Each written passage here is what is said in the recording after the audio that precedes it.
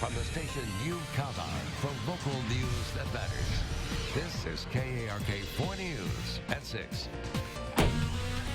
Some quick and developing news. After 2 years of confusion in court cases, the Attorney General issuing an opinion saying open carry is legal in Arkansas under certain circumstances. Good evening and thank you for joining us. I'm Bob Clausen. And I'm Ashley Katz. Arkansas lawmakers had hoped to clear up the existing law with an amendment, but that created more confusion after open carry supporters claimed that fix had legalized open carry in the natural state. KARK4's Marcy Manley's been following this story since 2013, and apparently, Marcy, one word made all the difference.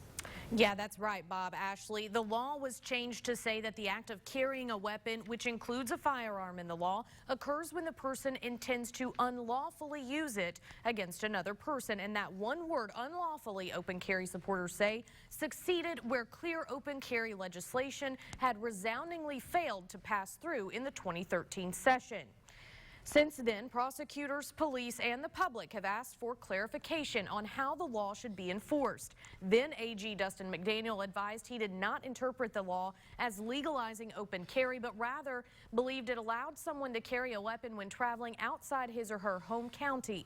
But in a written opinion today, Rutledge disagreed. While the opinion notes she doesn't encourage open carry, her opinion concedes it's legal without intent to use the firearm illegally. And while all of this may sound like a lot of semantics and legalese, people have gone to court after being cited and even arrested for carrying, including a man in Ball Knob who was found guilty in district court just this week, and he now faces jail time and fines. Now, lawmakers up to this point, including those who initially sponsored the change, have shown no interest in clarifying the law or providing provisions for minimal training.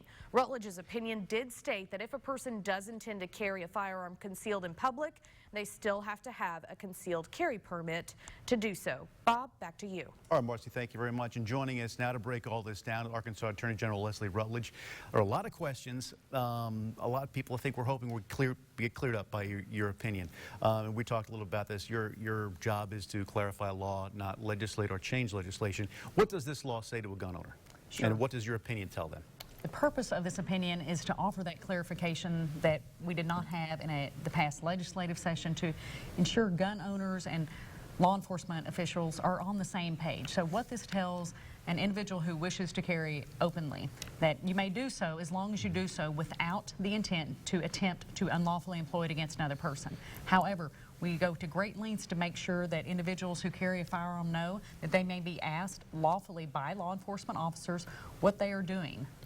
And does that kind of get outside of the, because there could be a profiling issue too. Someone say, well, I may not look a certain way just because I have a gun on me, you know, you're questioning me. Or I may look like I'm going to do something that I'm not going to do, but you're bothering me because I'm carrying a gun. So did law enforcement have those kind of issues? Well, every case that a law enforcement officer makes and prosecutor makes is fact dependent. So it depends on the circumstances at the time. So there are other factors that can come into play when you're determining whether or not there's reasonable suspicion or probable cause exist. However, right now the law states that if an individual chooses to carry, he or she may do so as long as they do not have the intent to unlawfully employ it against another person. And there may be, I guess, questions too also, and has to be clearly defined on when a person can employ that weapon. Is it strictly in self-defense? Yes. And self-defense of another person as well?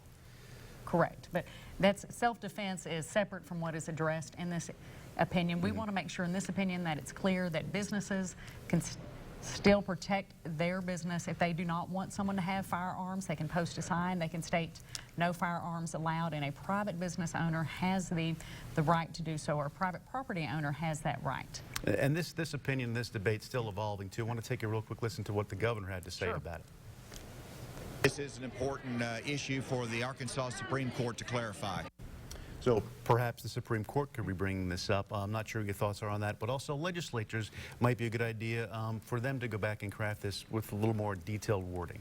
Absolutely, and that's what, if the legislators wish to clarify this law, just as they can any law, They have the opportunity to amend those statutes at any time. It's important that this opinion, this statute does not impact the other statutes regarding firearms. You still cannot carry a firearm in a publicly owned facility. You still cannot carry a firearm in a private property, such as a business where it's stated that firearms are not allowed. And that's why it's so important that we have Arkansans and law enforcement on the same page. As Attorney General, would you like to see a clarification or an addition to the law stating that if a person is going to open carry, they must qualify certain courses, they must go through extensive weapons training, so that we know when we see someone out there in public carrying a weapon, we know that they have passed certain certifications? Well, those are going to be questions for the legislators coming into the next session. So I encourage Arkansans, if they want to see a law of that nature passed, that they talk to the legislators about it. It's my job as Attorney General to look at laws if there is confusion, to offer clarity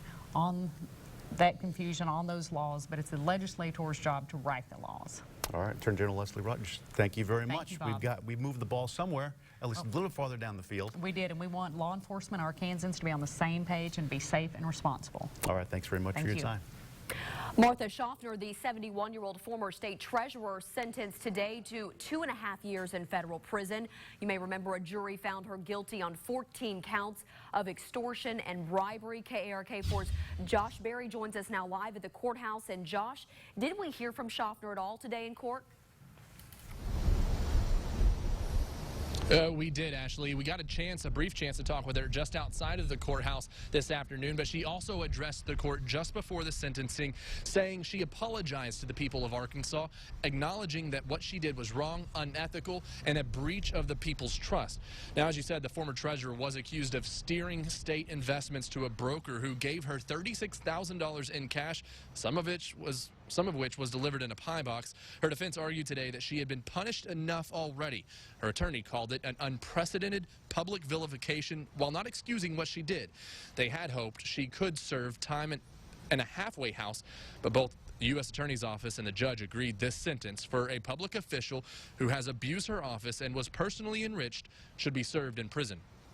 I think that any Arkansans should take joy in today's sentence. I think what Ms. Schaffner did in breaching the public trust and in tarnishing her elected office was bad, and I think she is being punished appropriately for what she did. But I take no joy in it. You did apologize in the courtroom. Yes, Do you have a message?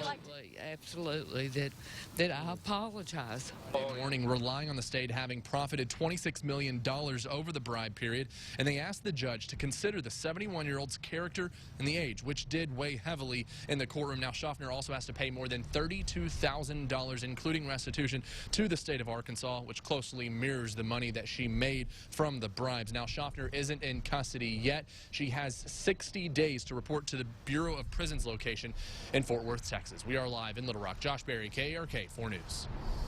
Josh, thanks. And taking a look back at the history of this case, Martha Schaffner was elected treasurer for the state in 2006 and 2010. She was originally convicted in March of 2014 on federal charges of bribery and extortion.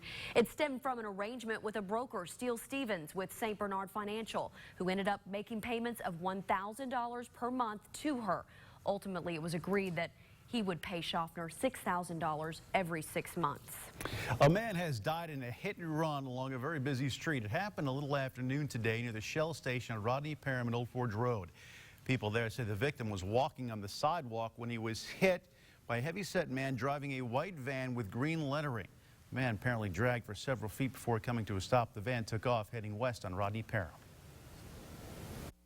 Apparently, from our investigation, the van cut through the parking lot here at the Shell station trying to avoid the traffic light at Old Forge and Rodney Parham during lunchtime, was looking over his shoulder to catch oncoming traffic and didn't notice the pedestrian standing in front of him.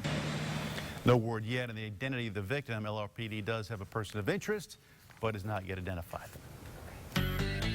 A former nursing home employee is upset tonight. This after she tells us her check on payday was nothing more than a piece of paper. KARK4's Stephanie Sharp is looking into that problem and found the nursing home may have more problems than just that one. Stephanie?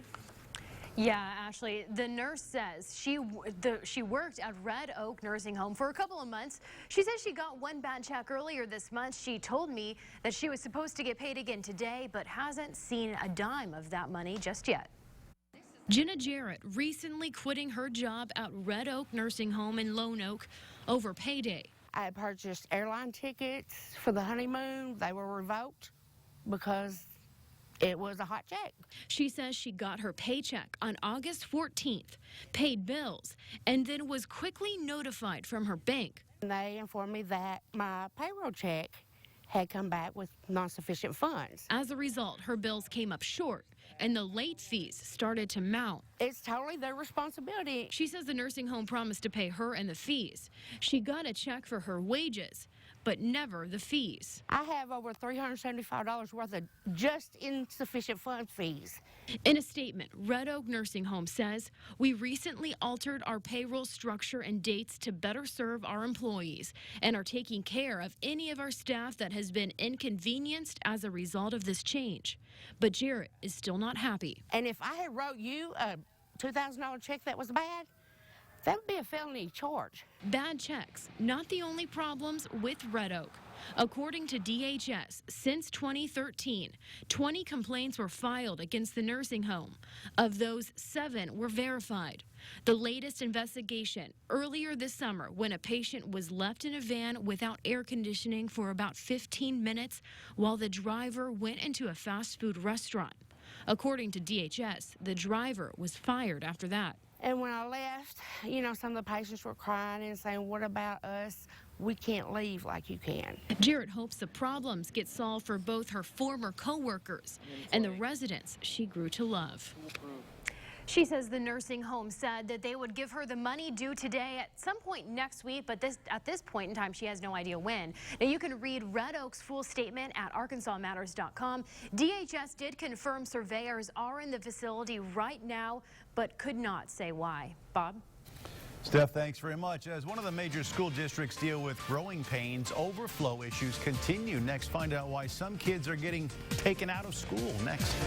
And temperatures still running a bit below average for this time of year. Here in Little Rock, our averages are 91 and 71. Today in Little Rock, 88 and 61. We're going to be closer to both the high and low averages for this time of year, and then we're going to add some humidity and some rain chances. We'll explain it all in just a couple minutes.